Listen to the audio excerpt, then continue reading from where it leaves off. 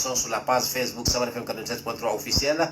Notre invité parcours, son nom c'est Dr Ousmane Kaba. Il n'est plus à présenter au Guinée et d'ailleurs même dans cette émission parce qu'il n'est pas à sa première venue dans cette émission. Dr Ousmane Kaba, bonsoir. Bonsoir Condé. Merci d'avoir bonsoir Diallo et bonsoir à tous les accepté notre invitation.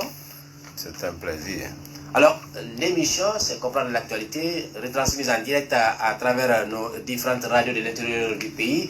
Sabar FM Kindia sur la 97.3, Sabar FM Dalaba sur la 96.9, Sabar FM Sigirin sur la 97.3, Sabar FM Kankan sur la 96.9 et Sabar FM Kissidougou sur la 96.9. Merci à ceux qui nous suivent aussi du côté des réseaux sociaux sur notre page Facebook Sabar FM 47.3 officiel. Vous pouvez également nous suivre sur le net en un seul clic www.sabarfm.com.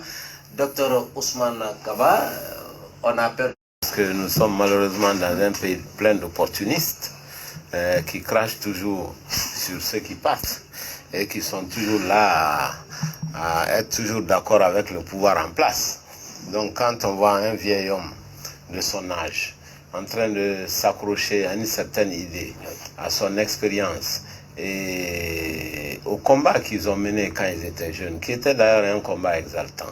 C'était le combat pour la liberté de la Guinée, retrouver la dignité de toute l'Afrique, avec pour compagnon le président Ahmed Sékou Touré et les autres. Et je pense que c'était un combat qui valait la peine d'être mené. Et quand je vois ce vieil homme qui est fidèle à cela, qui est resté fidèle au PDG RDA, et moi je ne peux qu'exprimer ma gratitude d'abord pour ce qu'ils ont fait, parce qu'ils l'ont fait pour nous. Aujourd'hui, nous sommes un pays indépendant, même s'il y a une tentative de colonisation intérieure.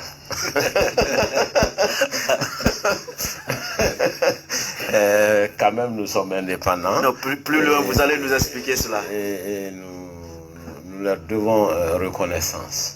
Nous leur devons respect et reconnaissance. Cette constance, il est décédé à l'âge de 95 ans, mais il est resté constant depuis le décès de Sékou Touré en 84. Il est resté fidèle à ce parti. Il a toujours défendu les valeurs du PDG-RDA, les valeurs révolutionnaires. C'est un ADN qui manque aujourd'hui aux politiciens que vous êtes. Non, pas du tout. Il faut dire tout court aux Guinéens. Aux Guinéens.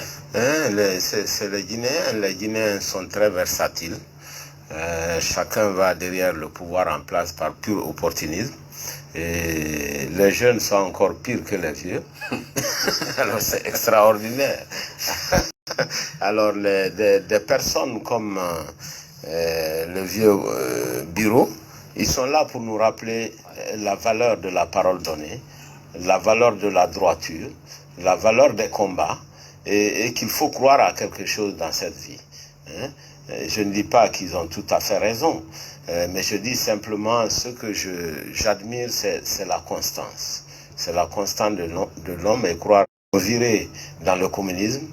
Et ça, le XXe siècle nous a appris que ça ne marche pas du tout. Alors, ça, ce sont des faits historiques, mais moi j'ai toujours tendance à reconnaître ce qui est bien fait par quelqu'un. Alors, voilà, c'est un homme courageux, extrêmement intelligent, qui s'est battu pour le peuple de Guinée. Au moins, il a réussi à nous libérer de l'indépendance. On est tellement mal placé pour les critiquer que nous, on n'a rien réussi. Alors, peut-être avant de revenir dans les détails des sujets qui vont être débattus de cette émission, j'entends des gens dire que c'est... Il a fait le premier pas. Voilà, il a fait un premier pas. On n'était pas encore en pleine démocratie. Il ne faut pas enjoliver ce qui s'est passé. Il y a beaucoup de limites à tout ça. Et aujourd'hui, le développement économique n'est pas du tout au rendez-vous. Quelqu'un m'a posé la question l'autre jour. On dit le président Alpha Condé est un champion du développement. Êtes-vous d'accord, oui ou non? Je lui ai répondu, est-ce que nous avons le développement? Voilà. S'il n'y a pas de développement, comment on peut avoir un champion du développement? Donc, voilà. Donc aujourd'hui, la Guinée est dans une profonde crise économique surtout. La Guinée s'enfonce dans la pauvreté. Les Nations Unies, à travers le PNUD, L'indice du développement humain nous a montré que la Guinée est 178e pays sur 189. Oui. Bien. 178e pays sur 189. C'est le dernier rapport en 2019, qui date de 2019. Ça veut dire qu'on fait partie des 14 pays ou des 13 pays les plus misérables de la planète Terre. Alors, qu'on dise que nous sommes développés, etc., c'est plutôt de la démagogie que de la réalité. Docteur Ousmane Kaba n'est pas d'accord avec le concept selon lequel le régime actuel a donné l'indépendance économique à la Guinée. On reviendra en détail pour expliciter davantage et édifier la lanterne des auditeurs. Alors, on va revenir sur le terrain que vous aimez beaucoup plus, politique. Alors, récemment, on vous a vu à la tête d'une coalition qu'on a appelée Coalition pour le progrès et la démocratie, en abrégé COPED. Alors, qu'est-ce qui motive la création de cette coalition alors que 2 semaines avant, on a vu aussi une autre coalition qui a vu le jour? Écoutez, on a pensé qu'on aurait pu trouver toute l'opposition autour d'une coalition même. D'abord, voilà. Je préfère l'économique à la politique parce non, on reviendra sur l'économique. Je ne suis pas un bon politicien. Je suis venu par effraction. Ah bon? Oui. C'était pas du tout ce que je voulais faire, mais on se sent obligé dans un pays où tout va... Rentrer en politique pour protéger vos intérêts? Non, pas du tout. Mes intérêts n'étaient pas menacés. Je suis rentré en politique, je dis par accident.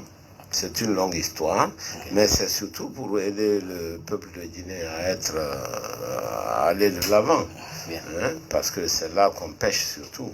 Les politiciens, nous en avons de grands nombres et les grands experts en politique.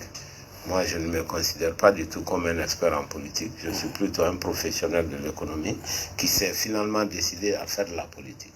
Alors, voilà. COPED, alors, COPED, c'est une nouvelle coalition que nous avons formée. Pourquoi? D'abord parce qu'en 2020, nous avons eu beaucoup d'élections. On a eu 3 élections majeures. Dans n'importe quel pays, après les élections, il y a une recomposition politique. Je crois que ça n'a rien d'extraordinaire ni de nouveau. La Guinée ne peut pas déroger à la règle. Donc on est en pleine recomposition politique. Ça, c'est la première remarque. La deuxième, c'est parce que nous avons commencé avant. Vous dites, on a commencé quelques semaines après l'autre coalition. Avant votre lancement, on a connu d'autres coalitions 2 semaines avant votre Non, il y a une seule coalition, c'est la coalition qui est coiffée par M. Mamadou Sylla. Voilà. Mais nous avons commencé avant. Avant eux? Oui. Okay. On a fait les consultations parce que lui, le chef de file de l'opposition, ça c'est une affaire institutionnelle. Et nous avons senti le besoin d'avoir une coalition politique libre avec les partis qui sont dans le Parlement et qui ne sont pas dans le Parlement, tous les partis politiques. C'est lorsque nous avons commencé les consultations qui se sont précipités.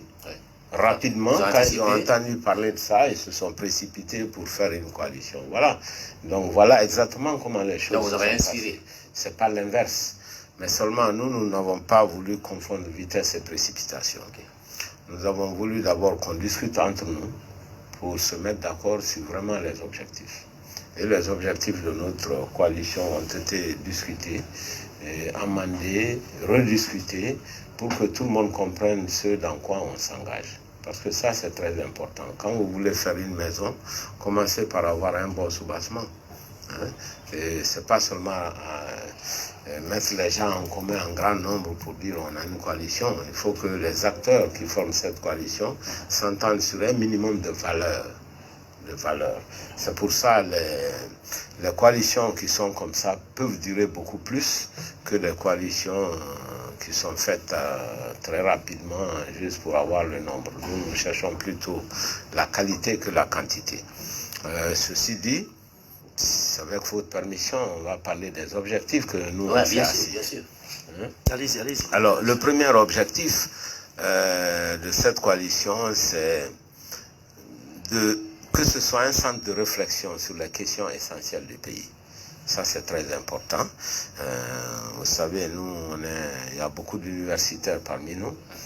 On aime discuter, on aime s'entendre sur le contour d'une question. Et en Guinée, nous avons beaucoup de problèmes. Hein? Chacun, bien sûr, a ses idées. Mais quand on se retrouve autour de la table pour discuter, je pense que ça nous donne beaucoup plus de chance de faire une meilleure lecture de la situation politique, économique et sociale de notre pays. Ça, c'est vraiment le premier objectif de cette coalition. Deuxième objectif et troisième, on s'est entendu pour renforcer la démocratie. Renforcer la démocratie, c'est important à un moment où la démocratie est aujourd'hui mise en péril, où on met les hommes politiques en prison, n'est-ce pas, sans jugement pendant très très longtemps. On me dit, ouais, il y a eu de la violence.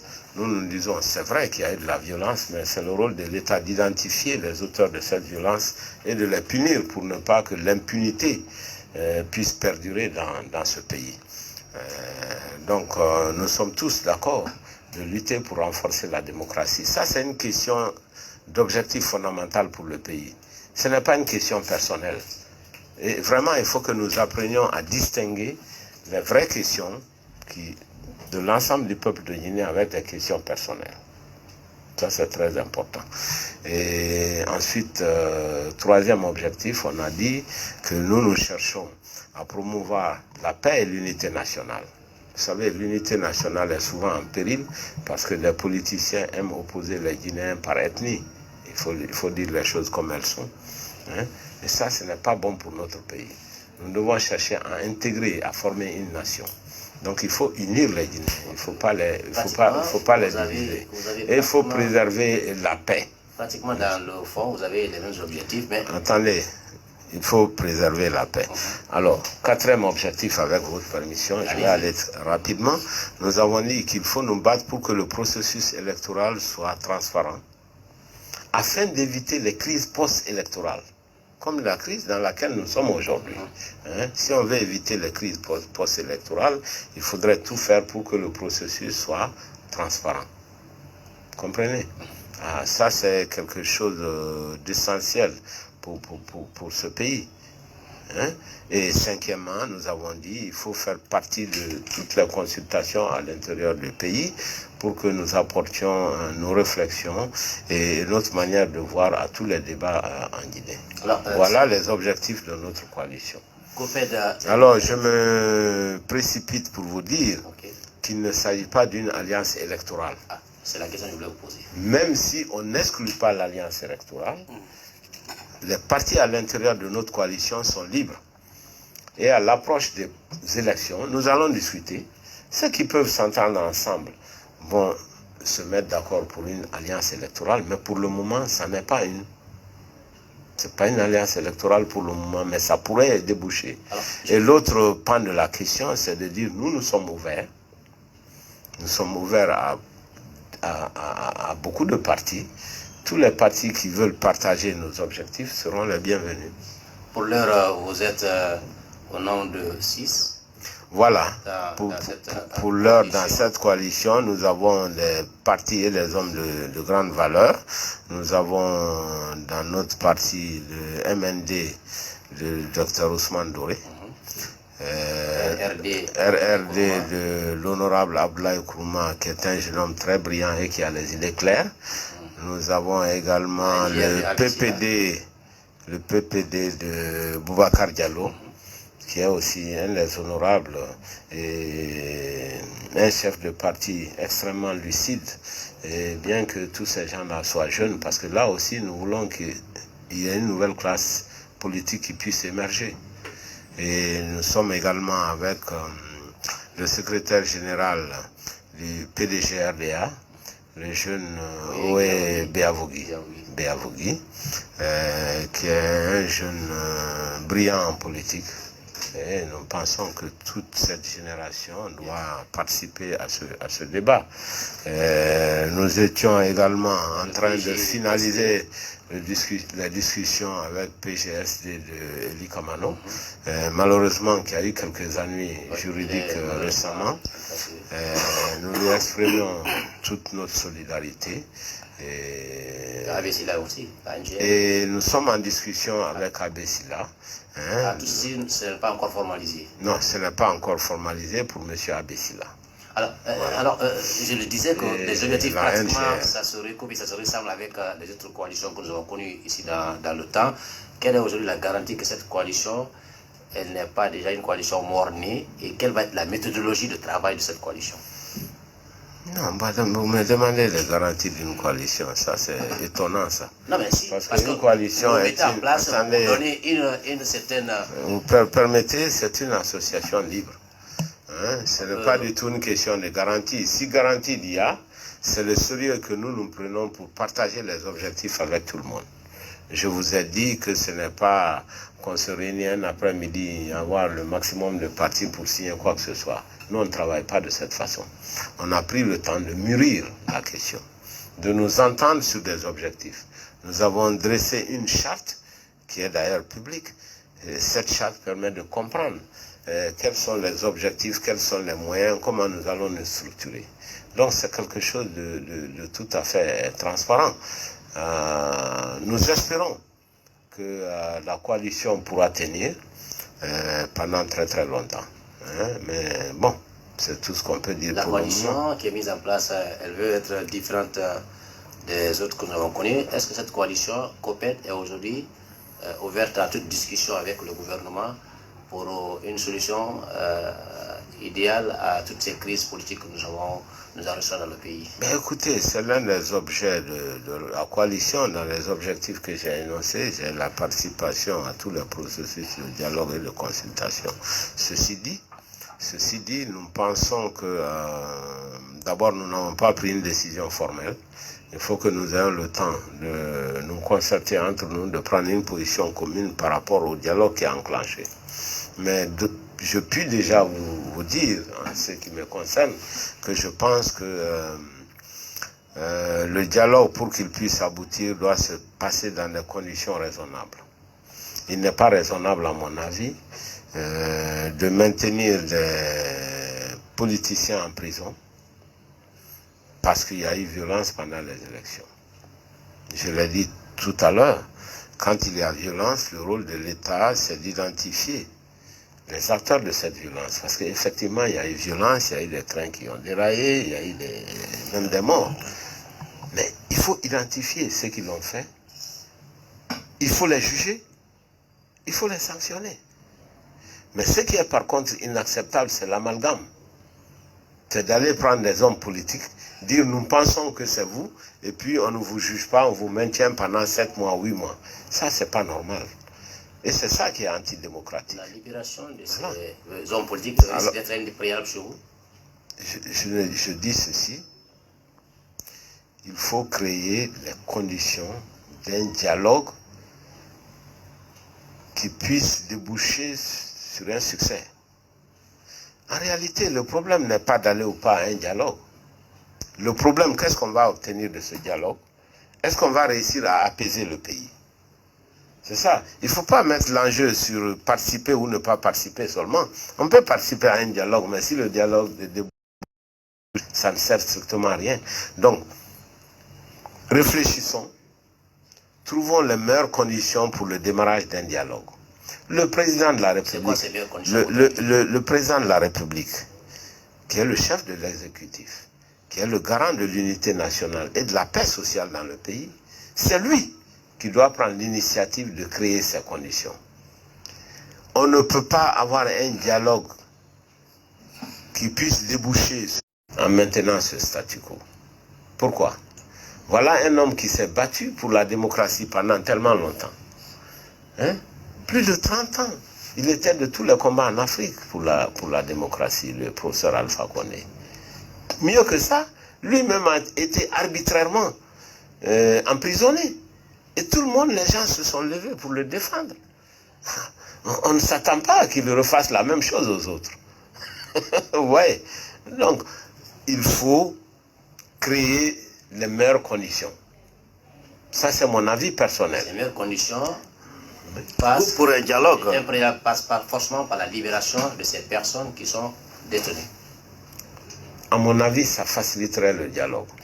Sauf que lors de sa dernière sortie, le président Alpha Condé, d'ailleurs, du côté de Bouquet, se réjouissait du fait qu'aujourd'hui, je le mets entre guillemets parce que c'est lui qui avait dit, tous les fauteurs de troubles, tous ceux qui créer des troubles qu'on a créés à l'intérieur du pays sont aujourd'hui coffrés. Et parce qu'ils se réjouissent. Est-ce que vous pensez, est-ce que vous avez comme impression que Alpha aujourd'hui est vraiment prêt à aller à ce dialogue ou en tout cas à lâcher prise pour que la Guinée aboutisse finalement à ce dialogue tant souhaité par les Guinéens comme vous? Écoutez, moi je ne peux malheureusement pas parler à sa place. Ce que je peux dire, c'est ce que moi je pense. Et nous, en tant que coalition, nous n'avons pas encore discuté pour déboucher sur une position commune. Mais en tant que parti PADES, je pense que le président n'a rien à gagner, vu son parcours, vu son combat, vu son objectif de développer la Guinée dans la paix. Il n'a rien à gagner. Et après une élection tant controversée, à mettre en place un système de répression. C'est tout ce que je dis. Bien. Docteur Ousmane Kaba, c'est l'invité parcours de votre émission, comprendre l'actualité avec les experts de ce mercredi 30 juin 2021. Docteur Ousmane Kaba, on a vu le président Alpha Condé procéder à des grâces présidentielles. Certains, au nombre de 4 pour l'instant, ont bénéficié de cette grâce présidentielle. Pour beaucoup, c'est une manœuvre politique pour distraire certains Guinéens. Il y en a qui estiment que c'est un geste fort du président allant dans le sens de ce dialogue dont nous parlons tout de suite là. Bon, écoutez, quand on gracie des prisonniers, je trouve que c'est un bon mouvement. C'est politiquement correct. Correct ou pas, mais c'est une bonne chose de toute façon. Mais il ne faut pas que ça remplace une politique. La grâce ne doit pas remplacer la justice. D'accord? C'est quoi votre perception de cette, oui. De cette grâce présidentielle? Non, c'est une bonne perception. Hein?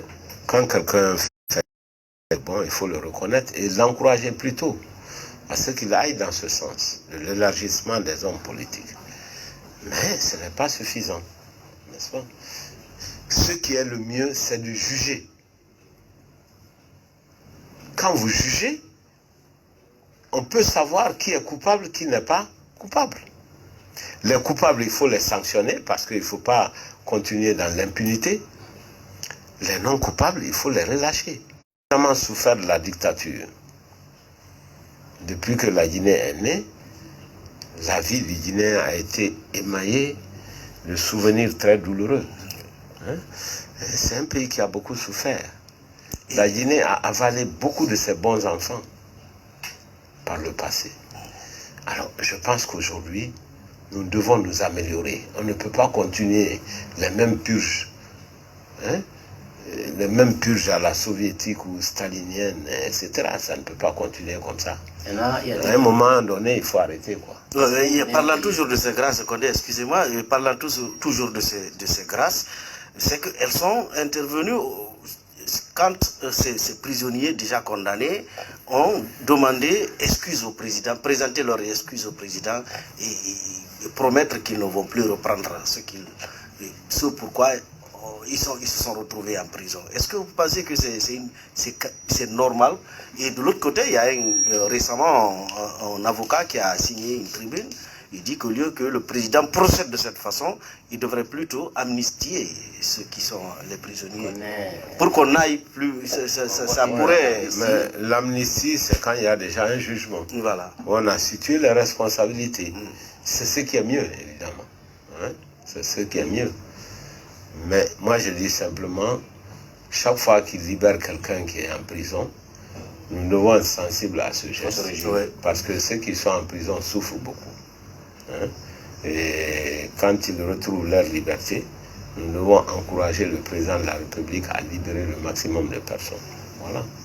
Alors, je ne sais pas si vous êtes également ciblé par cette interdiction formelle ou informelle, je ne sais pas quel le qualificatif faut l'accorder, du procureur général près du tribunal de première instance de Dixine, qui interdit les mouvements de circulation de certains opposants. Je ne sais pas si vous êtes sur cette liste, mais comment vous analysez cette façon de faire? Non, d'abord, pas du tout, parce que moi, je... Est-ce que vous avez tenté récemment de voyager et que vous avez été interdit? Oui, moi j'ai voyagé plusieurs fois. Je pense que c'est ceux qui n'ont pas reconnu la victoire du professeur Alpha Condé, ceux qui n'ont pas reconnu sa présidence. Je rappelle que moi je l'ai reconnu à un moment où la Guinée était pratiquement en début de guerre civile. C'est lorsque j'ai parlé que la situation s'est apaisée. Tout le monde est au courant de cela. Et je l'ai fait non pas parce que pour dire que les élections se sont bien passées. En fait, j'ai été l'une des plus grandes victimes en termes de vol de voix au niveau de démembrement de la CENI. C'est le PADES qui a le plus été dépouillé de tous les partis politiques en Guinée. Mais ça ne m'a pas empêché de prendre position et de reconnaître sa victoire pour que le pays soit apaisé. À un moment où c'était très très difficile. Donc à un moment donné, chacun doit avoir le courage de prendre une position qui puisse apaiser le pays. C'est ce que nous avons fait. C'est tout. Donc je pense que c'est plutôt des personnes, les hommes politiques qui n'ont pas reconnu sa victoire. Mais il n'y a pas de publication, il n'y a pas de notification officielle. Et aucun nom aussi Voilà. Il y a aucune notification. Et je pense que c'est ce qui d'ailleurs fait le plus mal. Et parlant toujours de votre coalition, de la coalition des partis politiques, parce que je sais que nous avons connu ici ce pays depuis le début de la démocratisation, des mouvements de création de conglomérats de partis politiques sont nés ici. On a assisté à tout cela, mais qui ont tous fini par disparaître, surtout par le fait du pouvoir. Est-ce que, comme l'a dit le chef de file de l'opposition, il qualifie déjà qui est à la tête d'une coalition de partis politiques, il parle déjà de l'échec de l'opposition. Il dit que ça ne profitera qu'au pouvoir. Est-ce que vous avez, est-ce que vous n'avez pas, oui, il l'a dit. Est-ce qu'il ne profitera qu'au pouvoir? C'est-à-dire que votre division, il trouve que c'est déjà une division, parce que son souhait serait peut-être que tout le monde soit ensemble. Est-ce que vous n'avez pas, vous ne pensez pas, un jour, après avoir bouclé, peut-être,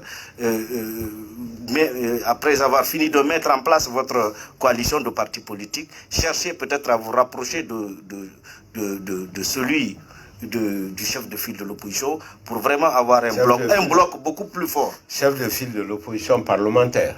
Non, on a le chef de file de l'opposition. Parlementaire. Parlementaire. Attendez là. Voilà. De quoi vous parlez? Chef de file de l'opposition. Parlementaire. Parce qu'il est dit par la loi. Non. Bien sûr que c'est le chef de file. Comment il a été désigné? Comment il est désigné? Oui, parce qu'il a... Il a participé à une élection. Ouais. Comment il est désigné? Il a été désigné, il a été chef de file de l'opposition parce que par le nombre de voix qu'il a obtenu. Où? Au Parlement. Voilà. Donc... Mais c'est là le bas de lui, forcément le chef de file du Parlement seulement. Il est chef de file de l'opposition de Kasman Kaba. Attendez, c'est vous qui dites. C'est le Nalin Diallo qui est chef de file de l'opposition, et non chef de file de l'opposition parlementaire, quand il était à ce poste-là. Donc Ousmane Kaba aussi est aussi, Mamadou Silla aussi chef de file de l'opposition. Vous savez, vous êtes comme tous les Guinéens. Non, mais c'est ça. Vous aimez vous écouter. Non, c'est ça la réalité. Non, attendez. On n'allait pas dire comme Attendez. D'abord, oui. Quand, comment il s'appelle, Selou était chef de file de l'opposition. Oui. Il était chef de file de l'opposition parlementaire et il était en même temps chef de file de l'opposition parce que pratiquement toute l'opposition était au Parlement. D'accord? Toute l'opposition était au Parlement. On peut le dire. Bon, alors, ce Parlement-là a été contesté. On a la majorité des anciens parlementaires qui n'ont même pas participé aux élections. Donc vous confondez des situations qui ne sont pas les mêmes. Vous ne reconnaissez pas à Mamadou Silla. Attendez, ce n'est pas une question personnelle. Écoute ce que moi je dis. C'est là la réalité, docteur. Non, écoutez ce il que, le reconnaît ce que en tant je que dis. chef de file de l'opposition parlementaire. Mais il ne peut pas être le chef de file de l'ensemble de l'opposition parce que l'ensemble de l'opposition n'a pas participé aux élections législatives. Ça, c'est un fait. Alors, arrêtez de parler avec passion. Non, écoutez ce qu'on vous dit. Ce que je vous dis, on a eu un parlement où il y a la majorité de l'opposition n'a pas participé au vote. Je suis d'accord.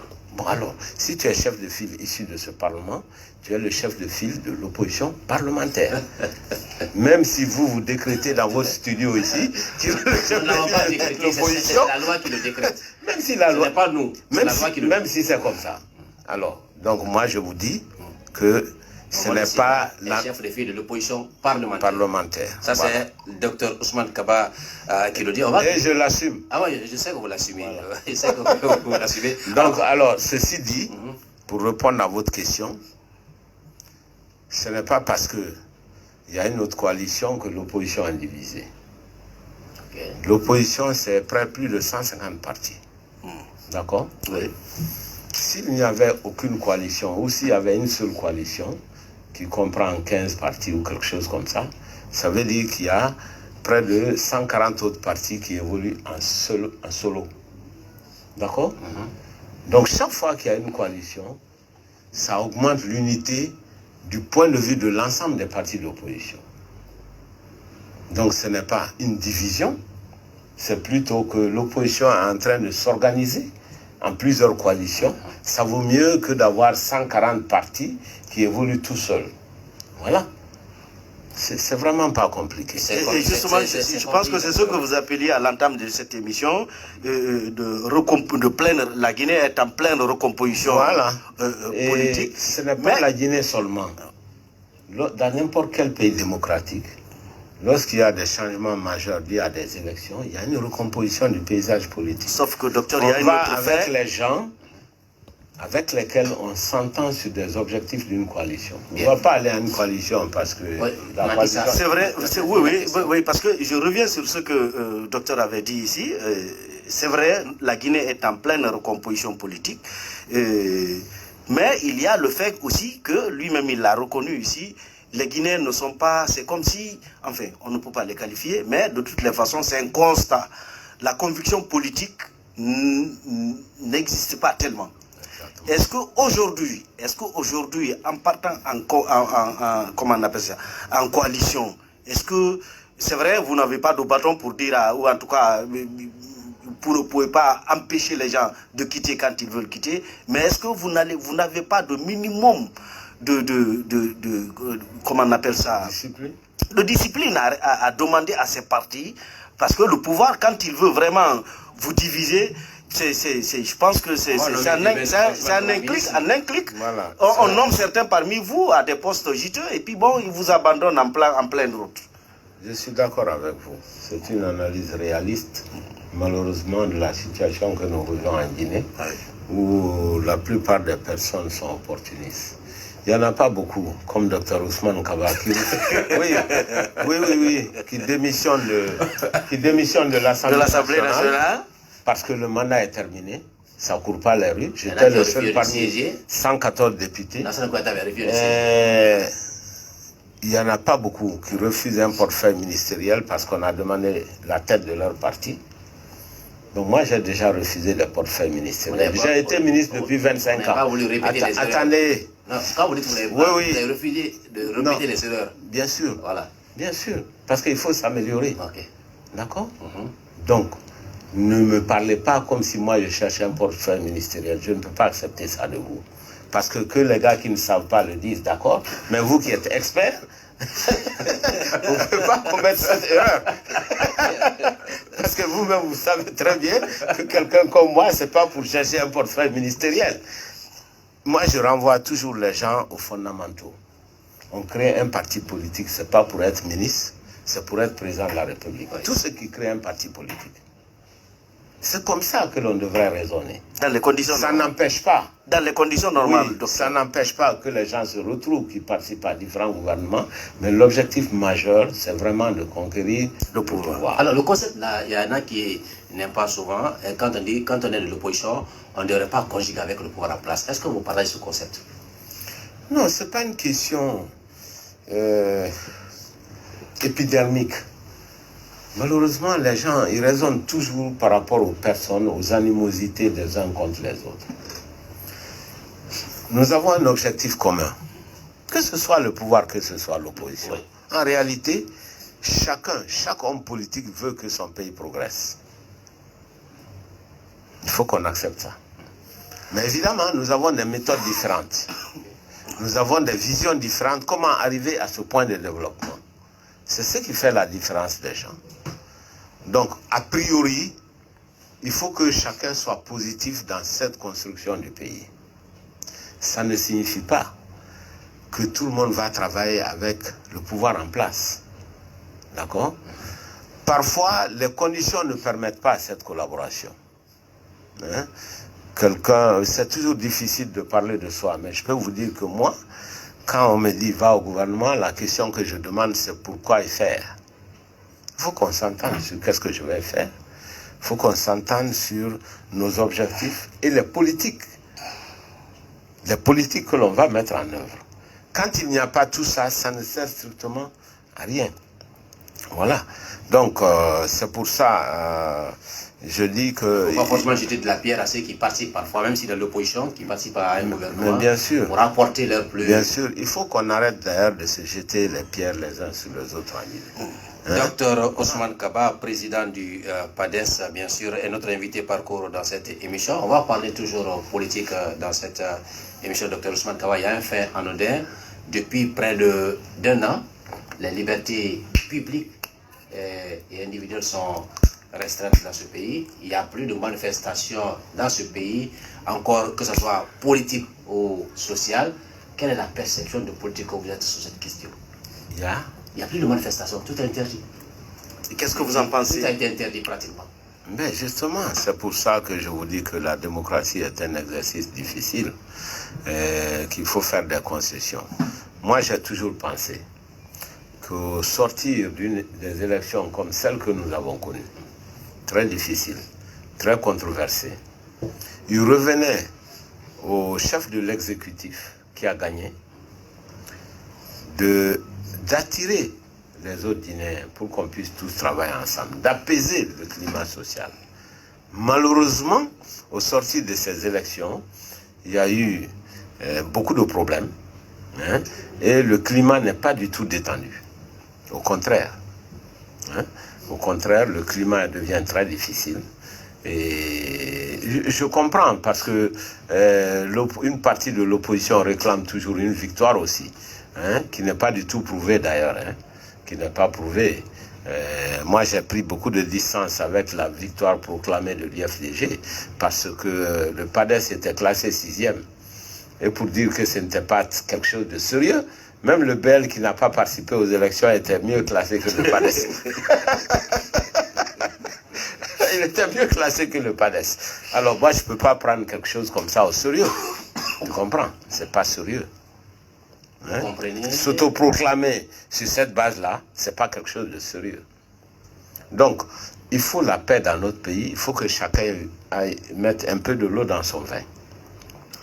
Mais la responsabilité première revenait au président de la République de tendre la main parce que c'est lui qui a gagné.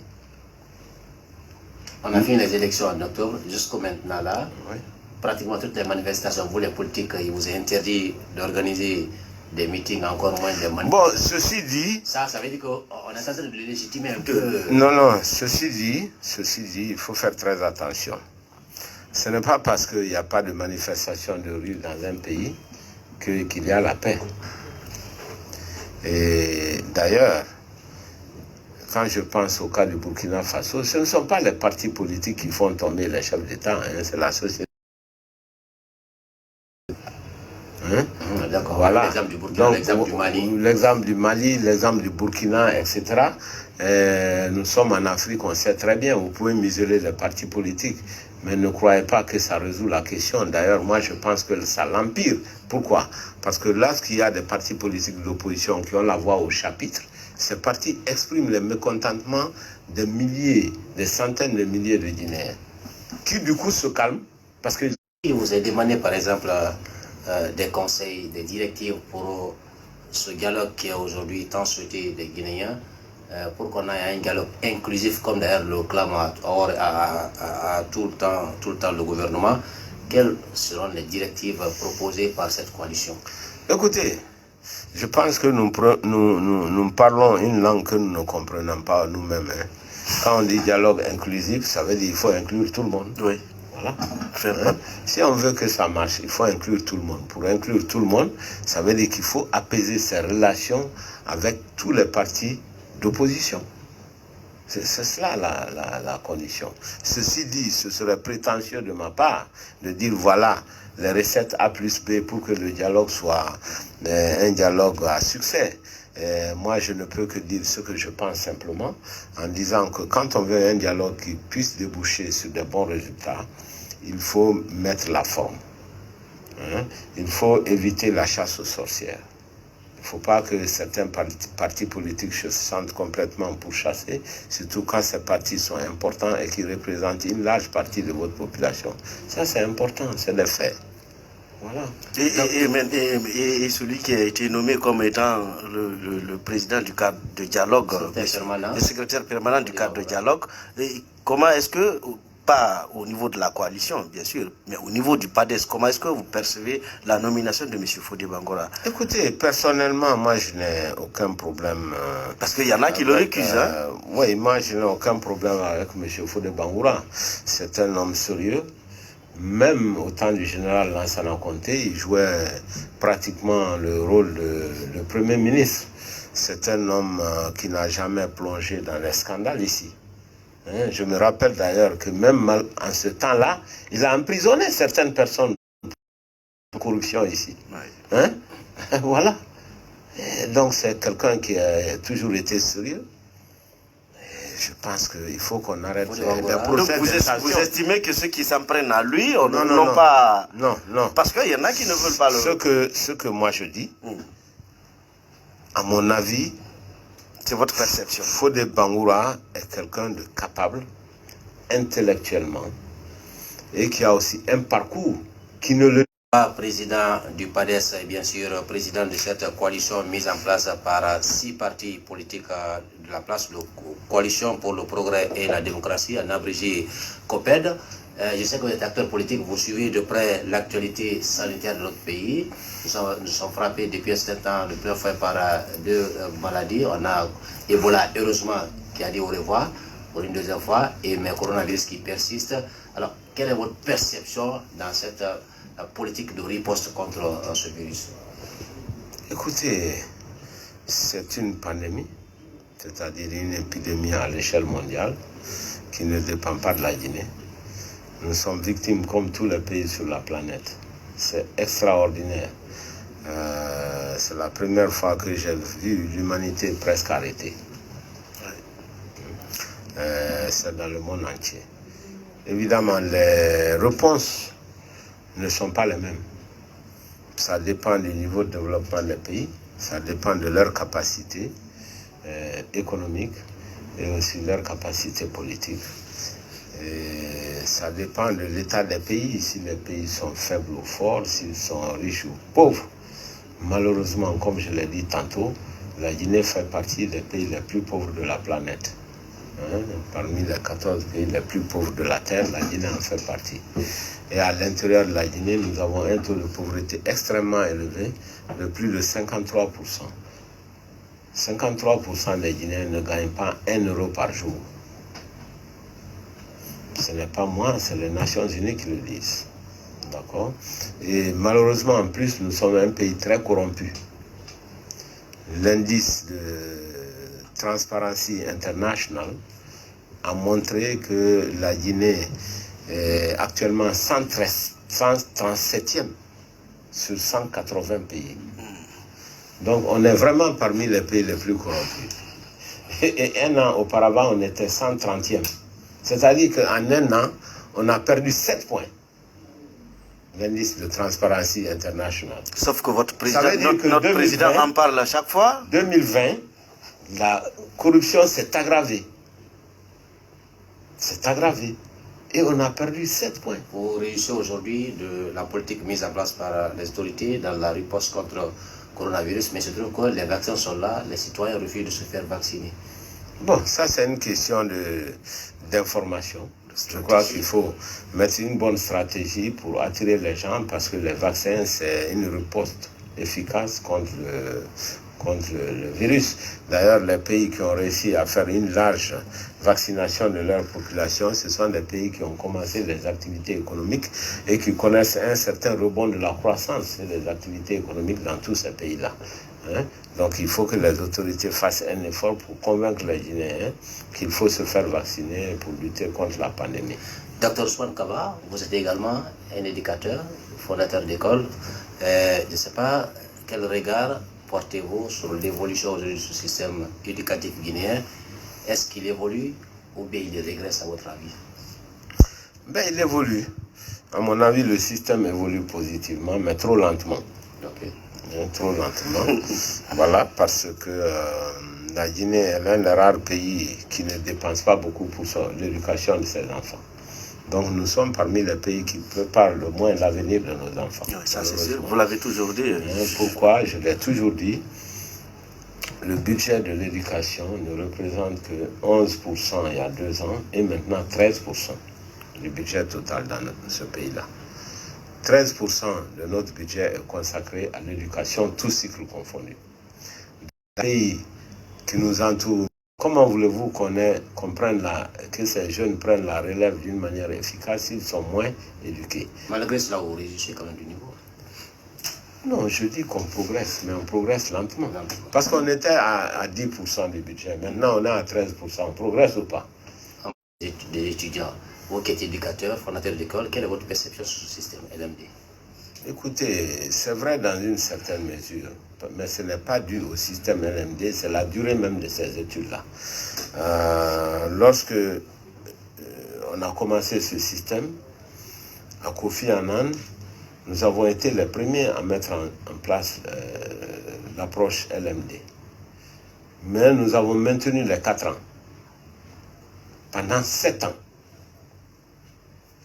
Et je puis vous dire, parce que les gens pensent que les écoles privées, c'est pour la poche, c'est pour des intérêts privés, etc. Je puis vous dire que pendant 7 ans, à Kofi Annan, nous avons donné gratuitement la 4e année à tous nos étudiants. Gratuitement, je dis bien.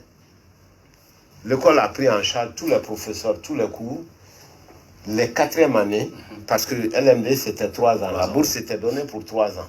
Et c'est l'école qui payait la 4e année. Et cette 4e année, c'était pour le renforcement de... Voilà, parce que nous avions estimé à l'époque que 3 ans, c'était pas suffisant pour laisser les jeunes étudiants partir dans un système comme la Guinée où le lycée était un peu plus faible par rapport au lycée dans les autres pays qui sont concurrents. Si ça ne tenait que moi, j'allais faire un système LMD, mais sur 4 ans.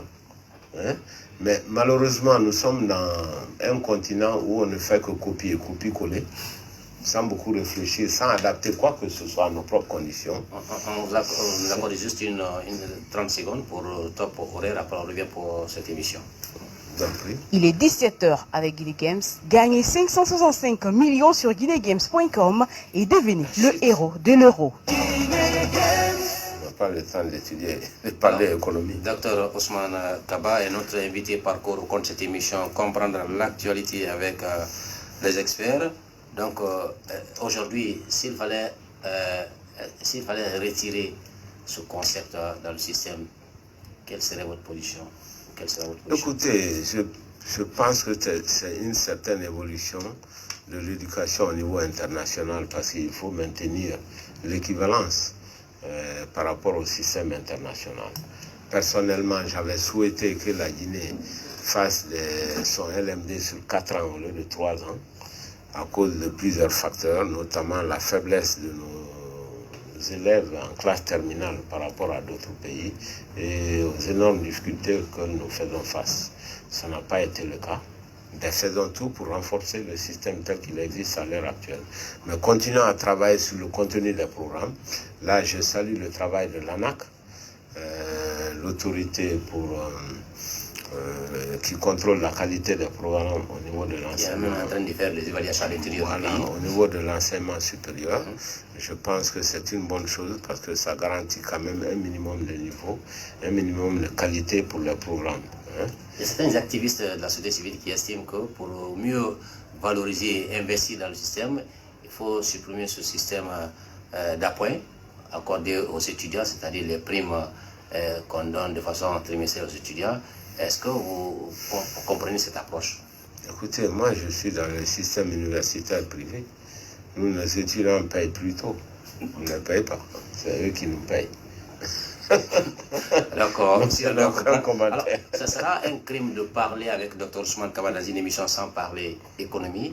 Aujourd'hui, quelle est la vision de Dr Ousmane Kaba sur l'état de santé de l'économie guinéenne? Écoute, à mon avis, notre économie ne se porte pas bien. Ah bon? Oui, nous avons eu récemment un taux de croissance très fort de 7%. Et j'ai dit à tout le monde qu'il faut bien analyser ce taux de croissance. C'est une croissance bauxitique. C'est le secteur de la bauxite qui a fait une croissance de 18%. Le reste de l'économie, c'est juste 2,5%. C'est ce paradoxe qui fait que les Guinéens ne comprennent pas. On a dit que le taux de croissance est très fort, mais les gens sont pauvres. Oui. C'est bizarrement le paradoxe quand même. Voilà.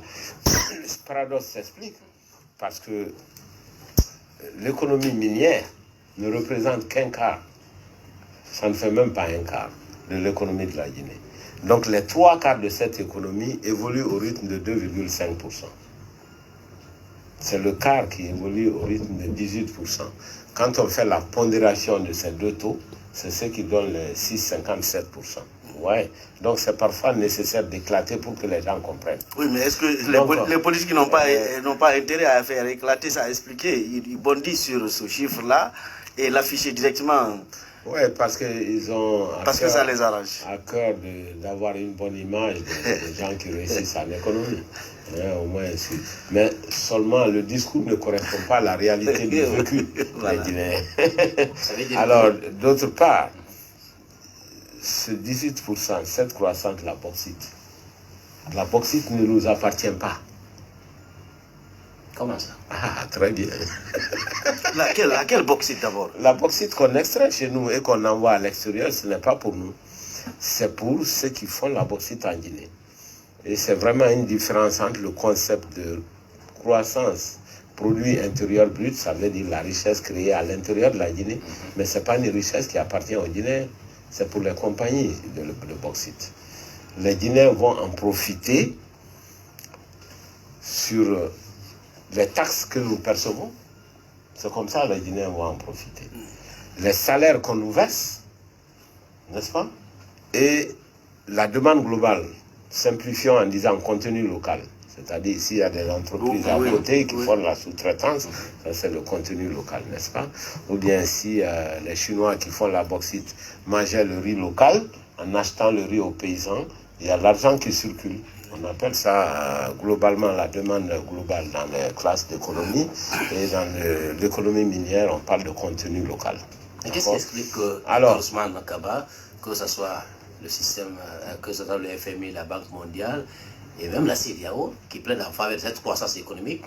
Mais bien sûr. Je ne comprends pas, parce que c'est comme l'impression que je ne vis pas dans le même pays que vous. Non, ce que je dis, c'est ce que vous vivez. Vous vivez la misère, vous vivez les difficultés, la cherté de la vie. Plaide en faveur d'une croissance, non. Et puis voilà, et cette croissance... Non, il faut lire les rapports. Malheureusement, les gens ne lisent pas. On prend un chiffre et on parle de ça, on divulgue, etc. Moi, je suis un ancien économiste du Fonds monétaire. J'ai commencé ma carrière comme économiste au Fonds monétaire il y a déjà 30 ans. Donc, je suis un expert qui a fait ça pour de nombreux pays. J'étais expert, je m'occupais de Zaïre, de Centrafrique, de Cameroun, etc. Donc, ce sont mes collègues juniors qui viennent ici pour faire ça maintenant. Mais moi, je l'ai fait déjà il y a 30 ans, donc je sais exactement de quoi je parle. Quand on fait de l'analyse économique dans un pays minier, on sépare le secteur minier du secteur non minier. C'est justement pour affiner l'analyse, pour que les gens comprennent que la croissance très forte du secteur bauxitique n'est pas la même chose que la croissance de 3/4 de l'économie. Les chiffres que je vous donne sont aussi les chiffres de la Banque africaine de développement. Donc, c'est des experts, ils connaissent bien ça. D'accord. Le secteur non minier, c'est ça. Voilà, nos mines ne nous appartiennent pas. Voilà, il y a une résilience. Ça veut dire on résiste au choc extérieur à cause de l'apport du secteur minier. Mais ça ne veut pas dire qu'on est très bien. Hein? On n'est pas très bien parce que nous avons pris la pandémie en pleine gueule. Oui. D'accord? Le secteur bauxitique ne peut pas faire évoluer la Guinée. Pourquoi? Parce que les taxes qu'on nous verse ne sont pas très importantes, contrairement à ce que vous pouvez penser. Deuxièmement, les salaires qu'on nous verse, ce n'est pas important parce qu'il n'y a pas beaucoup d'emplois générés par ce secteur. Malgré la propagande hein, qu'on peut écouter dans les radios, mais réfléchissez. Les gens viennent juste prendre la terre rouge pour l'amener. Quel emploi on a? Il y a très peu d'emplois. C'est les manœuvres et les mécaniciens qui viennent prendre la terre. On a 2 ou 3 secrétaires dans un bureau, ça s'arrête là. D'accord? Donc il n'y a pas beaucoup d'emplois. Hein? Et troisièmement, comme je l'ai dit, le contenu local. J'ai dit plusieurs fois depuis 2 ans que, il faut transformer la bauxite en Guinée. Depuis 2-3 ans, je le répète. Et que chaque fois que je vois les camions sortir, c'est l'emploi des Guinéens qu'on exporte. Plusieurs fois, je le dis. Donc, il faut changer la bauxite en alumine en Guinée. Imagine que la Guinée n'a pas été capable d'avoir une seule usine depuis 1955. Avant l'indépendance, Frigia a été construite par les Français. En 60 ans d'indépendance, on n'est pas arrivé à implanter une seule usine d'alumine. On ne fait qu'exporter de la bauxite, avec des dégâts environnementaux énormes. Pourquoi? Parce que le couvert végétal est rasé, donc il y a moins d'arbres, n'est-ce pas? Les rivières sont taries, les paysans n'ont pas beaucoup de terre pour cultiver maintenant, et ça accélère le réchauffement climatique. Docteur Ousmane Kaba, juste pour finir ça, regardez la quantité de pluie à Conakry maintenant. C'est très faible. Très faible. Ouais. Ça veut dire qu'on est en train d'aller tout droit vers le désert, la désertification. Docteur Ousmane Kaba, économiste que vous êtes avec plein d'expérience, doit-on dire que l'économie guinéenne est en bon état ou en mauvais état? L'économie guinéenne est en très mauvais état. Alors, on ne va pas finir cette émission sans toucher mot au PADES. Le PADES qui n'a pas participé... Juste 2 mots, parce qu'il faut expliquer un tout petit peu. Okay. Quand on dit que l'économie est en mauvais état, d'abord le jugement par rapport à une économie, prenons 2 choses très simples. Une économie qui marche crée des millions d'emplois pour les enfants. Or, le taux de chômage ne fait que s'aggraver en Guinée. Une économie qui marche fait augmenter d'une manière significative le revenu national. Je ne dis pas le revenu intérieur, le revenu national, le revenu des Guinéens. Or, les Guinéens sont pauvres, ils ne sont pas sortis de la pauvreté. Mieux, la pauvreté s'aggrave. C'est les 2 critères de fond. Bien. Alors, pour finir, un peu de mots, Dr Ousmane Kaba, le parti PADES n'a pas été à la consultation de 2020 pour la présidentielle, pour des raisons qui ont été évoquées par le parti. Si. Hein? Si. Présidentielle. Ah oui, vous avez dit que vous avez été... C'est au législatif qu'on a pas été. Vous avez été léger d'ailleurs à la présidentielle, vous l'avez dit. Alors, est-ce que le PADES se porte mieux aujourd'hui, après ce revers? Écoutez, d'abord, ce n'était pas un revers électoral, c'était le vol des voix. Comme je le dis d'ailleurs. Absolument, c'était juste un hold-up. Alors, mais ceci dit, le PADES ne s'est jamais aussi bien porté que maintenant. Ah bon? Absolument. Les prochaines élections nous permettront, si jamais la CENI fait un effort pour être un peu transparent. Parce que, vous savez, la non-transparence de la CENI, c'est le plus grand ennemi de la Guinée. La CENI, c'est le démembrement. Voilà. Alors, pourquoi? Parce que pendant la campagne, tout ce qu'on disait, les Guinéens voient maintenant la réalité. Hein? Et le PADES avait beaucoup insisté pour dire que la Guinée va souffrir de plus en plus. Et que les gens ne doivent pas penser que lorsqu'il y a un 3e mandat, c'est la prospérité. Et que ça va être la galère. Et donc nous sommes dans cette situation. Et les Guinéens ne sont pas amnésiques. Ils se souviennent de ce que chacun a dit. Donc cela s'est beaucoup transformé en popularité aujourd'hui pour le PADES. Et moi je vois sur le terrain, le nombre de personnes qui sont prêtes maintenant à s'enrôler dans le PADES, qui avant ne croyaient pas à ce programme du parti. Qui s'enrôlent ou qui sont prêtes. Voilà. J'ai dit qu'on ne peut pas développer un pays sans les infrastructures. Permettez-moi de revenir là-dessus. On ne peut pas faire un pays sans route. Celui qui vous le dit ne sait pas de quoi il parle. On ne peut pas faire un pays sans électricité partout. Celui qui vous dit le contraire ne sait pas ce qu'il dit. On ne peut pas faire un pays sans une bonne éducation, sans la santé des populations. Voilà un certain nombre de choses fondamentales que nous devons faire, qui malheureusement nous n'avons pas encore réussi à avoir un bon système routier. Nous n'avons pas un bon système d'électrification, même s'il y a eu des efforts en barrage. Il y a eu pratiquement 5 barrages aujourd'hui qui sont finis ou qui sont en cours. Il y a Kaleta, il y a Swapiti, il y a Amaria, ici en Basse-Côte. Tu as le barrage de Pita. Non, Pita, oui. Et tu as le barrage maintenant de Tougué, Koukou-Tamba, qu'on va commencer en 2021. Alors, vous êtes le seul politicien qui connaît au moins les efforts dans ce sens. Bien sûr, il y a des efforts. L'un des rares d'ailleurs. N'oubliez pas que le premier barrage, c'est moi qui ai envoyé le financement. Et pour convaincre le professeur Alpha Condé, ce n'était pas facile sur le financement de Kaleta. Je l'ai envoyé le financement et dit qu'il ne fait pas. Il a bien compris que c'est une bonne chose pour la Guinée. Mais ce que je dis aussi, c'est que ça doit être un peu plus décentralisé. Il faut faire un barrage en forêt, un barrage en Haute-Guinée. Ça, c'est la majorité du territoire guinéen qui est en dehors.